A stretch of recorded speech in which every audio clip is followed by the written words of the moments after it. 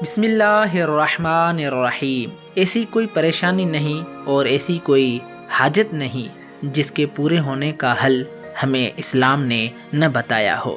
جیسا کہ آپ مومنین کے علم میں ہے کہ ائمہ علیہم السلام نے روایات کے ذریعے سے ہمیں تمام پریشانیوں کا حل اور تمام حاجات کے پورے ہونے کا حل بتایا ہے۔ بس صرف ہمیں ان روایات کو پڑھنے اور ان روایات کی طرف نظر کرنے کی ضرورت ہے۔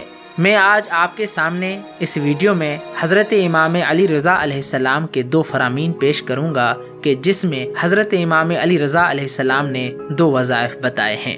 لیکن یہ وظائف بتانے سے پہلے میں آپ کی خدمت میں، جیسا کہ حضرت امام علی رضا علیہ السلام کی ولادت مبارک ہے، اس مناسبت سے میں آپ تمام مومنین کی خدمت میں اور بالخصوص امام زمانہ علیہ السلام کی خدمت میں ولادت مبارکباد پیش کرتا ہوں۔ حضرت امام علی رضا علیہ السلام نے فرمایا کہ کوئی بھی شخص نماز صبح اور نماز مغرب کے بعد اس آیت کریمہ کی تلاوت کرے اور اس آیت کریمہ کو تلاوت کرنے کے بعد اللہم صلی علی محمد و ذریتہ، اللہم صلی علی محمد و ذریتہ کہے تو خداوند عالم اس شخص کی 70 دنیاوی اور 30 اخروی حاجات کو پورا فرماتا ہے۔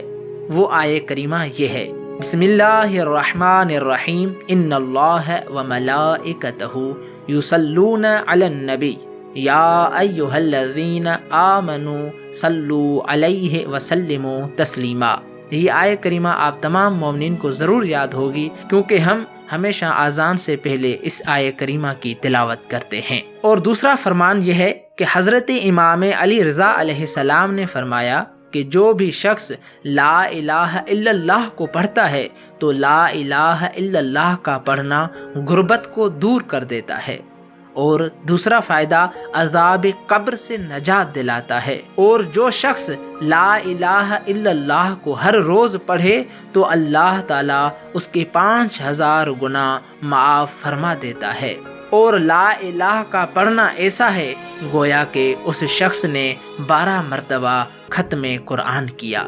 کتاب عین الحیات علامہ مجلسی علیہ الرحمہ اور کتاب تفسیر نور ثقلین۔ اللہم صلی علی محمد و آل محمد۔